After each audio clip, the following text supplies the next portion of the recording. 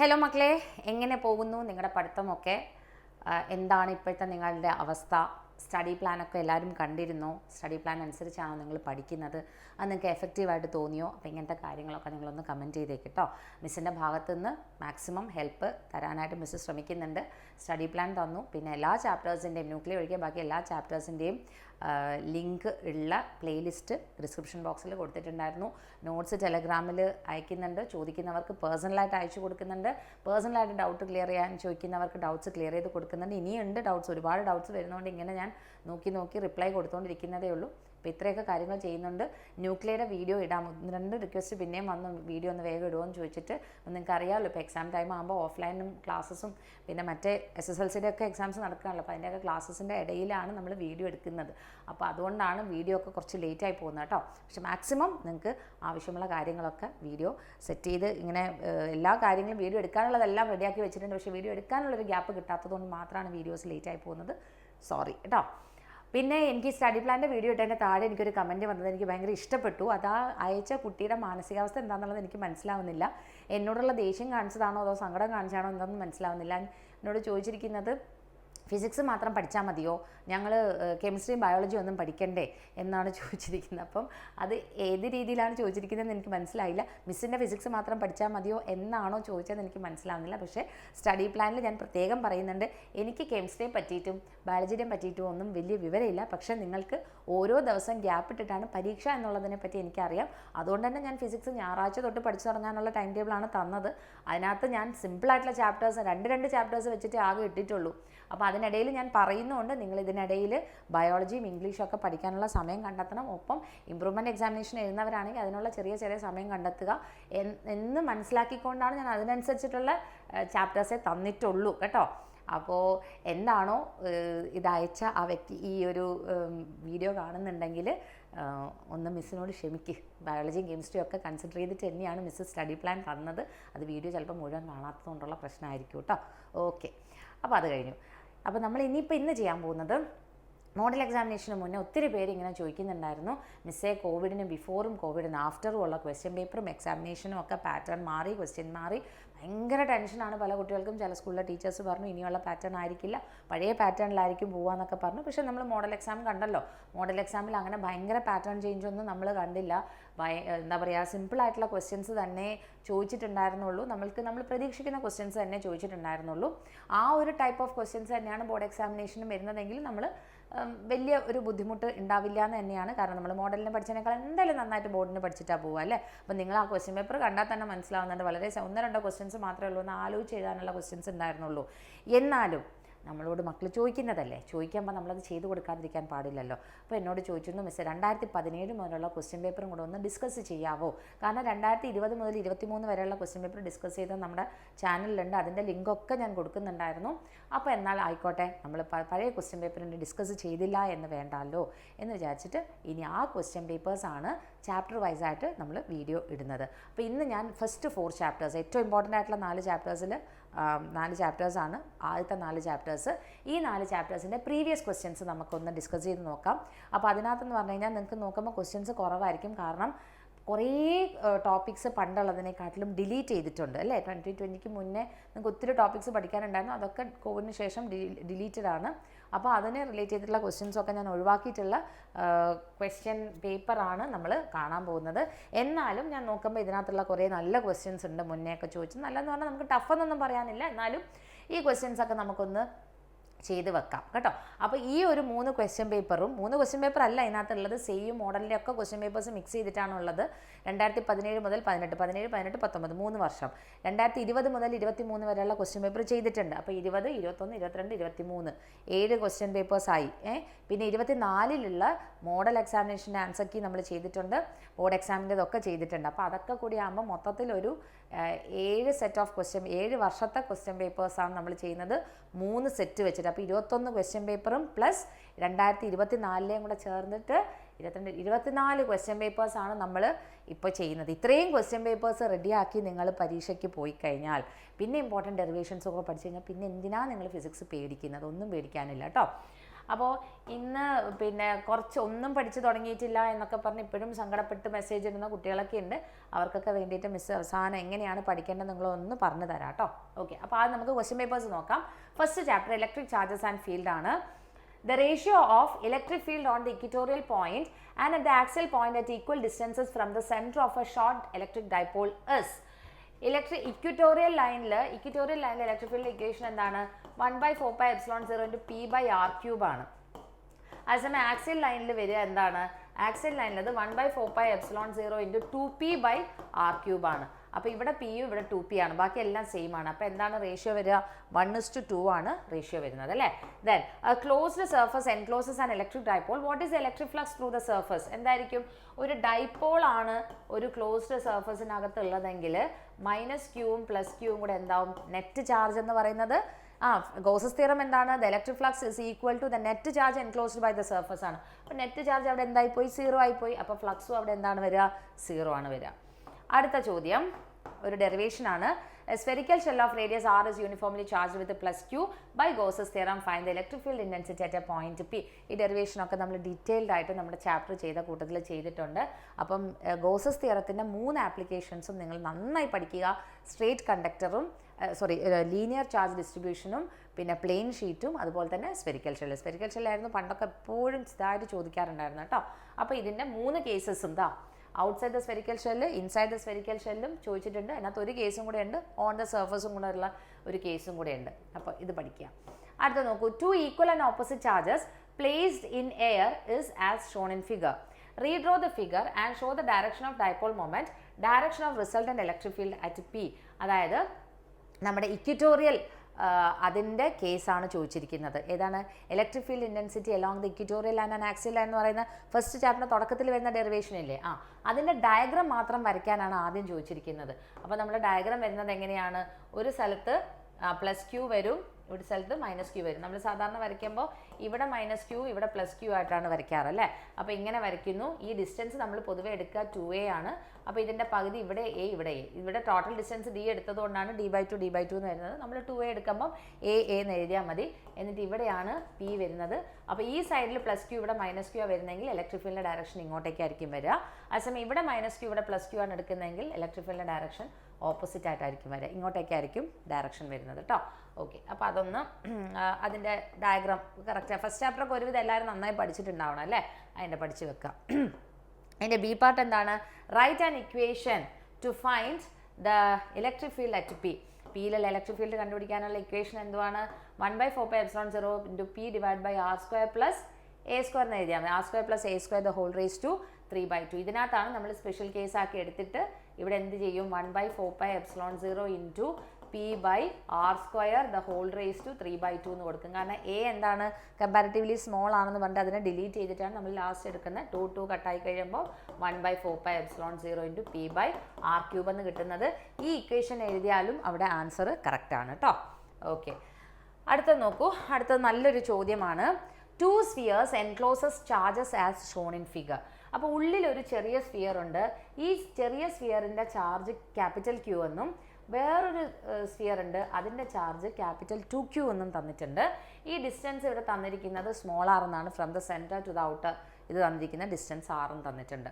Derive an expression for electric field intensity at any point on the surface S2. Electric field intensity എന്ന് പറഞ്ഞു കഴിഞ്ഞാൽ equation എന്താണ്? 1/4πε0 into q/r² ആണ് equation അല്ലേ. അപ്പോൾ total electric field intensity at any point on the surface, ഈ സർഫസിൽ outer ഷെല്ലിൻ്റെ സർഫസിലുള്ള electric field ഇൻറ്റൻസിറ്റിയാണ് കണ്ടുപിടിക്കാൻ പറഞ്ഞിരിക്കുന്നത്. അപ്പോൾ നമ്മൾ എന്ത് ചെയ്യണം? ടോട്ടൽ ചാർജ് എന്ന് പറയുന്നത് ഈ ഇവിടെയുള്ള ഒരു ചാർജും ഉണ്ട്, ഇവിടെ മറ്റൊരു ചാർജും ഉണ്ട്. എന്താണ്? 2q എന്ന് പറയുന്ന ചാർജ്. അപ്പോൾ ഓരോന്നും സെപ്പറേറ്റ് ആയിട്ട് കൊടുക്കുന്ന ഇലക്ട്രിക് ഫീൽഡ് ഇൻറ്റൻസിറ്റി കണ്ടുപിടിക്കുക. അപ്പോൾ ഫസ്റ്റ് 1/4πε0 into 2q/r². രണ്ടാമത്തത് 1/4πε0 into q/r². രണ്ട് ഷെല്ല് കാരണവും എന്തുണ്ടാവുന്നുണ്ട്? ഈ സർഫസിൽ ഇലക്ട്രിക് ഫീൽഡ് ഇൻറ്റൻസിറ്റി ഉണ്ടാവുന്നുണ്ട്. അപ്പോൾ അത് രണ്ടും നമ്മൾ സെപ്പറേറ്റ് ആയിട്ട് ചെയ്ത് എടുക്കുക. അപ്പോൾ 1/4πε0 ഇൻറ്റു 2q. അപ്പോൾ ഈ ഔട്ടർ സർഫസിൽ, അതായത് ഈ ഇതുണ്ടല്ലോ, നമ്മൾ എന്തിനാണ് 2q എടുക്കുന്നതെന്ന് വെച്ച് കഴിഞ്ഞാൽ ഇവിടെ സർഫസിൽ ഒരു 2q ഉണ്ടെങ്കിലും that is equivalent to placing a single charge, അതായത് 2q അറ്റ് ദ സെൻറ്റർ എന്നാണ് അതിനർത്ഥം. ഒരു ഷെല്ലിൻ്റെ പുറത്തൊരു ചാർജ് ഉണ്ടെങ്കിലും അതെന്ന് പറയുന്നത് ഇതിൻ്റെ ഉള്ളിലുള്ള ചാർജിനെ പോലെ തന്നെ ഇക്വലൻ്റ് ആണ്. അതുകൊണ്ടാണ് നമ്മളവിടെ രണ്ട് ഇലക്ട്രിക് ഫീൽഡ് ഇൻറ്റൻസിറ്റിയും എടുക്കുന്നത്. 1/4πε0 into 2q/r² plus 1/4πε0 into q/r². രണ്ട് ഇക്വേഷൻ നമ്മൾ കൺസിഡർ ചെയ്യണം. ഇനി ഇതിൻ്റെ ബി പാർട്ട് നോക്കൂ. What is the ratio of electric flux through S1 and S2? S1ഉം S2ഉം തമ്മിലുള്ള റേഷ്യോ, അതായത് ഇലക്ട്രിക് ഫ്ലക്സ്. അപ്പോൾ ഫസ്റ്റ് ഇതിൻ്റെ എന്താണ് വരിക? What is the charge enclosed by the first surface? Q ആണ്. അപ്പോൾ ആദ്യത്തെ ഫ്ലക്സ് എന്താണ് വരിക? Phi is equal to q/ε0. രണ്ടാമത്തെ സർഫസ് എടുക്കുമ്പം ഇതിൻ്റെ ഉള്ളിലെ ടോട്ടൽ ചാർജ് എന്തൊക്കെയാണ് വരിക? Q എന്ന് പറയുന്ന ചാർജും വരുന്നുണ്ട്, 2q വരുന്നുണ്ട് അല്ലേ? അപ്പോൾ ടോട്ടൽ ചാർജ് എന്താണ്? 3q/ε0 എന്ന് വരും. So what is the ratio? 1:3 അല്ലേ? What is the ratio of the electric flux? That is 1:3. രണ്ട് ക്വസ്റ്റ്യനും തമ്മിലുള്ള ഡിഫറൻസ് മനസ്സിലായിട്ടുണ്ടാകും എന്ന് വിചാരിക്കുന്നു. ഓക്കെ, അടുത്ത അഞ്ചാമത്തെ ചോദ്യം നോക്കൂ. How many electrons constitute an electric charge of -16 microcoulomb? Okay, അപ്പോൾ ഇവിടെ നമുക്ക് ഒരു ഇക്വേഷൻ ഉണ്ട്. എന്താണ്? Quantization of charge Q is equal to +or- n × E എന്ന് പറയുന്ന ഒരു ഇക്വേഷൻ ഉണ്ട്. ഓർമ്മയുണ്ടോ? യെസ്. അപ്പോൾ അതിനകത്ത് നമുക്ക് തന്നിരിക്കുന്നത് എത്ര ഇലക്ട്രോൺസ് ആണ്? ചാർജ് തന്നിട്ടുണ്ട് -16 മൈക്രോകുളുംബ് എന്നാണ് തന്നിരിക്കുന്നത്. അപ്പോൾ ഇതിനകത്ത് നിന്ന് n is equal to എന്താണ്? Q/E ആണ്. 16 ഇൻറ്റു മൈക്രോകുളുംബ് എന്ന് പറഞ്ഞാൽ 10⁻⁻6 ആണ്. അപ്പോൾ Q തന്നിരിക്കുന്നത് 16 മൈക്രോകുളുംബാണ്. That is 16 × 10⁻6 by charge of 1 electron is 1.6 × 10⁻⁻19 ആണ്. ഇത് ചെയ്ത് കഴിയുമ്പോൾ നമുക്ക് നമ്പർ ഓഫ് ഇലക്ട്രോൺസ് കിട്ടുന്നത് 10⁻14 എന്നാണ് ആൻസർ വരുന്നത്. 10⁻14 കേട്ടോ. ഓക്കെ, അടുത്ത ക്വസ്റ്റ്യൻ നോക്കൂ. അപ്പോൾ Q = NE എന്നുള്ള ഇക്വേഷൻ പഠിച്ചു വെക്കണേ. അടുത്ത ക്വസ്റ്റ്യൻ നോക്കുക. ഡൈപോൾ മൊമെന്റ്, ബി പാർട്ട് എന്തായിരുന്നു question? An electric dipole is A pair of equal and opposite point charges +q and -q separated by a distance r. Write an expression for its dipole moment. അപ്പോൾ രണ്ട് charges ഉണ്ട്, -qഉം +qഉം. രണ്ട് charges ഉണ്ട് അല്ലേ? -qഉം +q ഉണ്ട്. ഇവർ തമ്മിലുള്ള separation തന്നിരിക്കുന്നത് r ആണ് സെപ്പറേഷൻ. അപ്പോൾ what is the equation for dipole moment? നമ്മൾ പഠിച്ചിരിക്കുന്നത് 2a എന്നാണ് സെപ്പറേഷൻ പറഞ്ഞിരിക്കുന്നത്. അപ്പോൾ 2aq എന്നാണ് നമ്മൾ പഠിച്ചിരിക്കുന്നത്, 2a × q. പക്ഷേ ഇവിടെ 2aക്ക് പകരം തന്നിരിക്കുന്ന r ആണ്. So what is equation? rq ആണ് ഇക്വേഷൻ വരുന്നത്.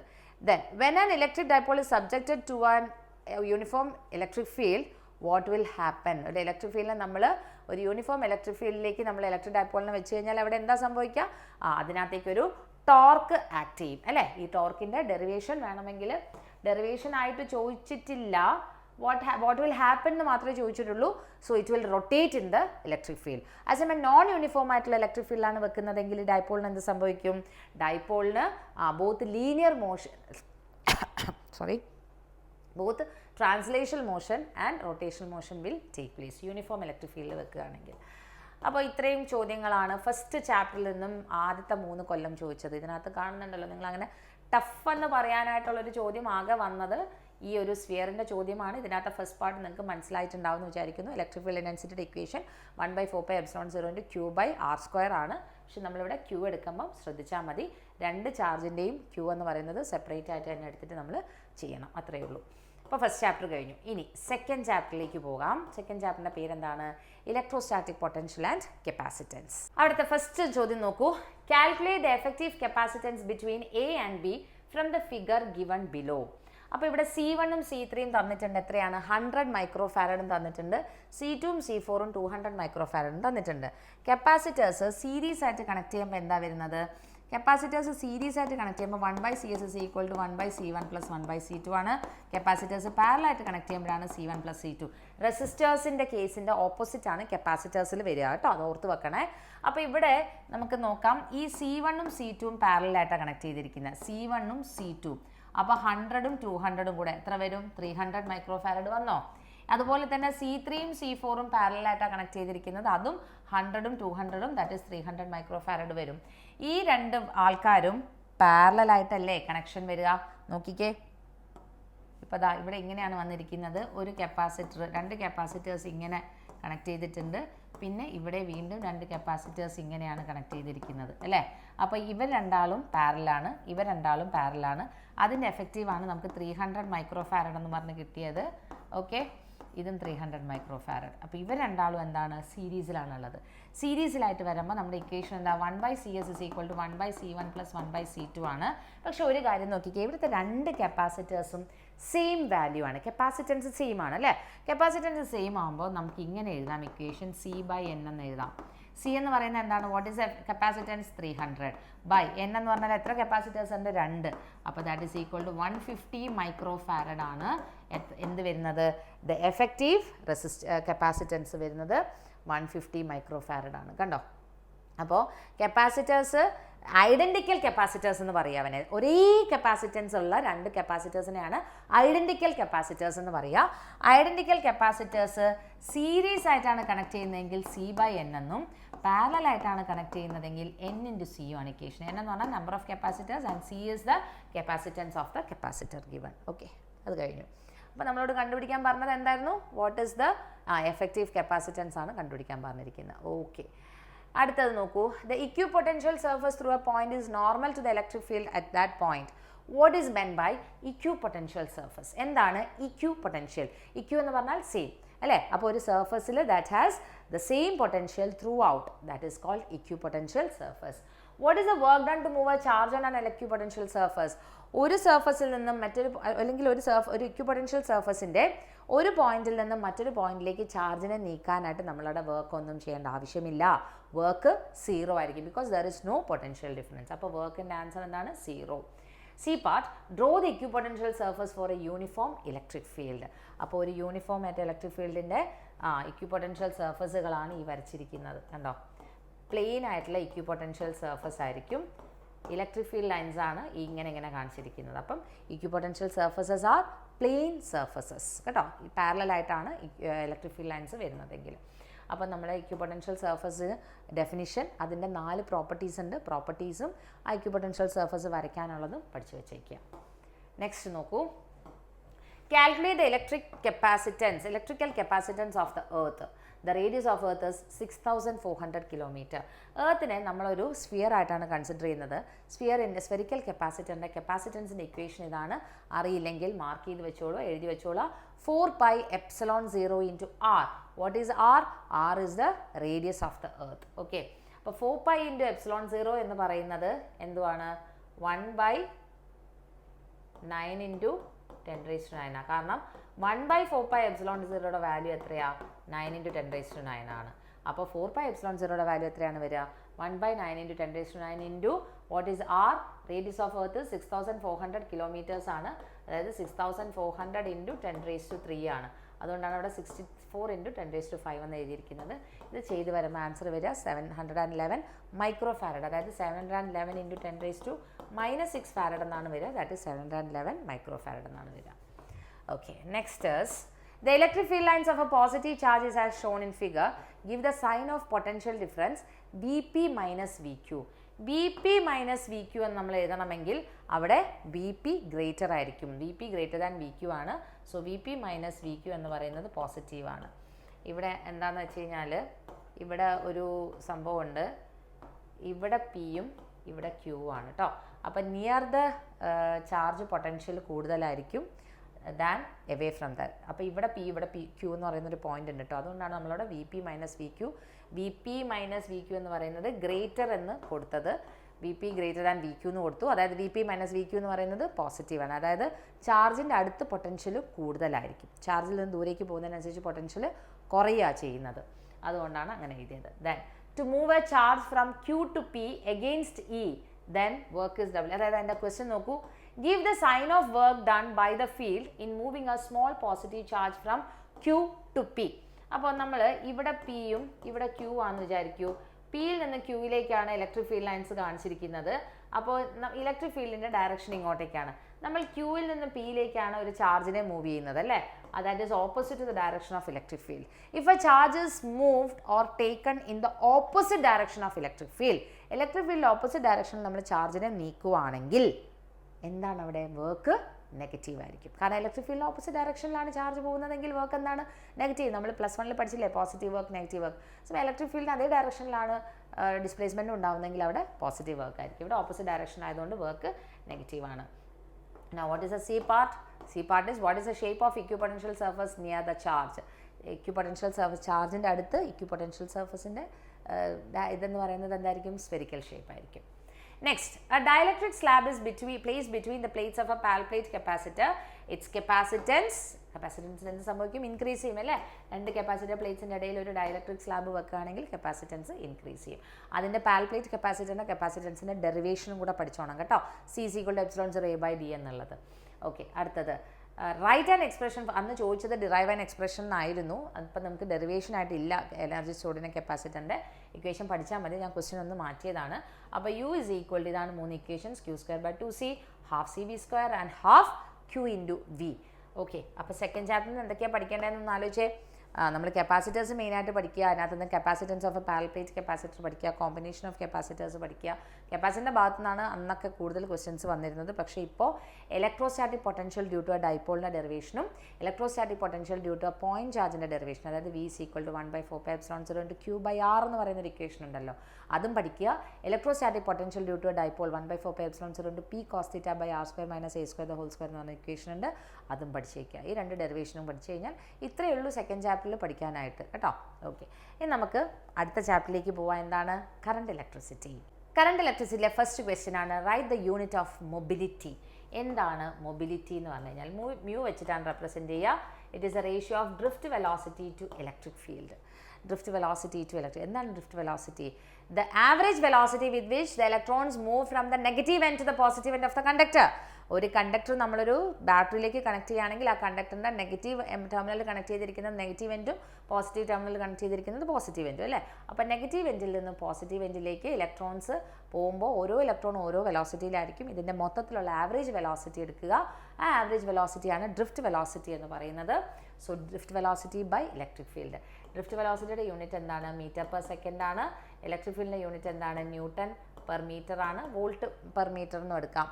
Newton/Coulomb Volt/meter എന്നും എടുക്കാം. ഇത് ഒരു യൂണിറ്റ് ആണ്. ഇവിടെ Volt/meter എടുത്തിട്ടുള്ള യൂണിറ്റ് ആണ് ഇവിടെ എഴുതിയിരിക്കുന്നത്. അപ്പോൾ Meter/second/Volt/meter. ഈ പെർ മീറ്റർ (m^-1) മേലേക്ക് കൊണ്ടുപോകുമ്പോൾ m² ആവും. (2^-1) V⁻⁻1 അതാണ് ഇവിടെ എഴുതിയിരിക്കുന്നത്. m²/Volt/seconds എന്നാണ് യൂണിറ്റ്. അപ്പോൾ ഏത് എഴുതിയാലും ശരിയാണ് കേട്ടോ. ഓക്കെ, അടുത്തത് 12ാമത്തെ ക്വസ്റ്റ്യൻ. ഇതിനകത്തൊക്കെ വേറെയും ക്വസ്റ്റ്യൻസ് ഉണ്ടായിരുന്നു, ഒക്കെ ഡിലീറ്റഡ് ടോപ്പിക്സ് ആയിരുന്നു. The temperature dependence of resistivity of a material is shown below. Identify the type of material. റെസിസ്റ്റിവിറ്റിയും ടെമ്പറേച്ചർ കർവ് ആണ് കാണിച്ചിരിക്കുന്നത്. ഇങ്ങനെ വരുന്ന കർവ് എന്ന് പറയുന്നത് സെമി കണ്ടക്ടേഴ്സിൻ്റെ കർവാണ്. മറ്റേ നമ്മുടെ കണ്ടക്ടേഴ്സിൻ്റെ കർവ് ആണെങ്കിൽ മുകളിലോട്ടാണ് പോകുന്നത്, പാരബോള. അതേസമയം അലോയ്സിൻ്റെ കർവ് ആണെങ്കിൽ എങ്ങനെയായിരിക്കും വരിക? ഇങ്ങനെ ചെറിയൊരു വേരിയേഷൻ ഉണ്ടാവുള്ളൂ. അപ്പോൾ ഇതാണ്. അപ്പോൾ ഇതെന്തിൻ്റെ കർവാണ്? ഇത് സെമി കണ്ടക്ടേഴ്സിൻ്റെ കർവാണ് കാണിച്ചിരിക്കുന്നത്. Write the relation between resistivity and average collision time for electron. ഇതാണ് equation for resistivity in terms of collision time. എന്താണ് കൊളീഷൻ ടൈം എന്ന് പറഞ്ഞു കഴിഞ്ഞാൽ? റിലാക്സേഷൻ ടൈം എന്നാണ് പറയുക, അല്ലെങ്കിൽ കൊളീഷൻ ടൈം എന്ന് പറയാം. രണ്ട് ഇലക്ട്രോൺസ് കൊളൈഡ് ചെയ്തിട്ട് അത് പിന്നെ കുറച്ച് ദൂരം പോയിട്ടാണ് അടുത്ത ആളെ കൊളൈഡ് ചെയ്യുക. അപ്പോൾ ഈ രണ്ട് സക്സസീവ് കൊളീഷൻസിന് ഇടയിൽ ഒരു ചെറിയ സമയം ഉണ്ടല്ലോ, ഇവർ റിലാക്സ് ചെയ്യുന്ന സമയം, അതിനെയാണ് റിലാക്സേഷൻ ടൈം എന്ന് പറയും. ടോട്ടൽ എല്ലാ ഇലക്ട്രോൺസിൻ്റെയും റിലാക്സേഷൻ ടൈമിൻ്റെയും കൂടെ ആവറേജ് എടുക്കുന്നതാണ് ടോ എന്ന് പറയുന്നത്. അപ്പോൾ this is the equation. Resistivity equals m/n(e²τ). m എന്ന് പറഞ്ഞാൽ mass of the electron, n is number density of the electron, e is charge of the electron and tau is the collision time. Okay, how will you represent? ഈ 13ാമത്തെ question നിങ്ങൾക്ക് ഇല്ല കേട്ടോ, ഞാനത് ശ്രദ്ധിച്ചില്ല, sorry. Colour code ഇപ്പോൾ പഠിക്കാനില്ല, പക്ഷേ അത് എളുപ്പമുള്ള ടോപ്പിക്കായിരുന്നു, അതില്ല. മിസ് മൂവിങ് ചാർജസിൻ്റെയും കൂടെ ക്വസ്റ്റ്യൻസ് ഒക്കെ ഡിസ്കസ് ചെയ്ത് കഴിഞ്ഞ് നോക്കുമ്പോഴാണ് സ്റ്റോറേജ്, ഞാൻ ലാസ്റ്റ് എടുത്ത ആ ഒരു പാർട്ടിൻ്റെ സ്റ്റോറേജ് ഫുള്ളായിട്ട് ഉണ്ടായിരുന്നു. ഇനിയിപ്പോൾ നമ്മൾ കുറേ വീഡിയോസൊക്കെ ഡിലീറ്റ് ചെയ്താലേ അതൊക്കെ സെറ്റാക്കാൻ പറ്റുള്ളൂ. അപ്പോൾ ഇനിയിപ്പം അതിനുള്ളൊരു ടൈമില്ല. അപ്പോൾ ഞാൻ വിചാരിച്ചു ഇത്രയും 3 ചാപ്റ്റേഴ്സ് ഉണ്ടല്ലോ, 3 ചാപ്റ്റർ ഒരു ക്വസ്റ്റ്യനും കൂടെ ഉണ്ട് കറണ്ട് ഇലക്ട്രിസിറ്റിയിൽ അത് ചെയ്യാനായിട്ട്. അതെല്ലാം കൂടെ ചേർത്ത് അടുത്ത ചാപ്റ്റേഴ്സിൻ്റെ കൂട്ടത്തിൽ ചെയ്യാം കേട്ടോ. അപ്പം ഇത്രയും ഞാൻ എന്തായാലും വേഗം അപ്ലോഡ് ചെയ്യാം. അപ്പോൾ നിങ്ങൾക്ക് ഇത്രയെങ്കിലും നോക്കാമല്ലോ. അതിൻ്റെ ബാക്കിയുള്ള ടോപ്പിക്സ് നമുക്ക് പിന്നീട് എടുക്കാം. പിന്നെ മിസ് സ്റ്റാർട്ടിങ്ങിൽ പറഞ്ഞിരുന്നു ഇനി പഠിച്ചു തുടങ്ങാത്തവർക്ക് വേണ്ടിയിട്ട് എന്താ ചെയ്യേണ്ടതെന്നുള്ളത്. അപ്പോൾ ഫസ്റ്റ് 4 ചാപ്റ്റേഴ്സും റേ ഓപ്റ്റിക്സും അതുപോലെ തന്നെ AC-യും വളരെ ഇമ്പോർട്ടൻ്റ് ആയിട്ടുള്ള ചാപ്റ്റേഴ്സാണ്. ഇത് നന്നായി തന്നെ പഠിക്കുക.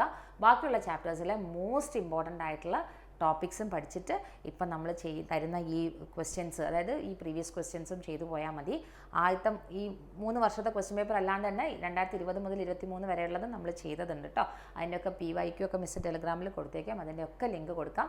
മിസ്സിനാൽ കഴിയുന്ന മാക്സിമം ഹെൽപ്പ് ചെയ്തു തരാം. നിങ്ങൾ പഴയ വീഡിയോസിൻ്റെ അവിടെ പോയിട്ട് ഡൗട്ട് ചോദിച്ചു കഴിഞ്ഞാൽ ചിലപ്പോൾ ഞാൻ കാണാണ്ടായി പോകുന്നുണ്ടാവും. അതുകൊണ്ട് നിങ്ങൾ വാട്സപ്പിൽ ചോദിക്കുക. യൂട്യൂബ് സ്റ്റുഡിയോ ഓൺ ചെയ്ത് കഴിഞ്ഞാൽ അതൊക്കെ കിട്ടും. പക്ഷേ അതെപ്പോഴും നമുക്ക് ഇങ്ങനെ നോക്കാൻ പറ്റില്ലല്ലോ.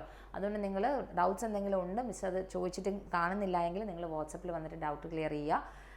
വാട്സപ്പിലാണെങ്കിലും ഞാൻ ചിലപ്പോൾ റീഡ് ചെയ്ത് കഴിഞ്ഞാൽ വേറെ എന്തെങ്കിലുമൊക്കെ പോകുമ്പോഴായിരിക്കും ചിലപ്പോൾ അത് മിസ്സായി പോകുന്നുണ്ടാവും. മിസ് റിപ്ലൈ ചെയ്തിട്ടില്ലെങ്കിൽ ഒന്നും കൂടെയൊക്കെ ഒന്ന് ചോദിച്ചാൽ മതി കേട്ടോ, ഞാൻ റിപ്ലൈ ചെയ്ത് തരാം. ഡൗട്ടൊക്കെ അങ്ങനെ ക്ലിയർ ചെയ്യാം. എനിക്ക് ഭയങ്കര സങ്കടമായിപ്പോയി. 4ാമത്തെ ചാപ്റ്ററിൻ്റെ ഒക്കെ വീഡിയോസ് എടുത്തതായിരുന്നു, ക്വസ്റ്റ്യനൊക്കെ ഡിസ്കസ് ചെയ്തതായിരുന്നു, അത് മിസ്സായിപ്പോയി. സാരമില്ല, പോട്ടെ. അതൊക്കെ ഇതിൻ്റെ ഒരു ഭാഗമാണ്. ഇതൊക്കെ നമ്മൾ വീഡിയോസ് എടുക്കുമ്പോൾ അങ്ങനെയൊക്കെ സംഭവിക്കും, സാരമില്ല. എന്തായാലും നിങ്ങൾ ഈ ഫസ്റ്റ് 3 ചാപ്റ്റേഴ്സിൻ്റെ നിങ്ങൾ കണ്ടോളൂ കേട്ടോ. എന്നിട്ട് ബാക്കിയുള്ളത് നമ്മൾ അടുത്ത ചാപ്റ്റേഴ്സ് ചെയ്യുമ്പം ചെയ്യാം. അപ്പോൾ പെട്ടെന്ന് പോയി പഠിച്ചോ കേട്ടോ. Bye, thank U.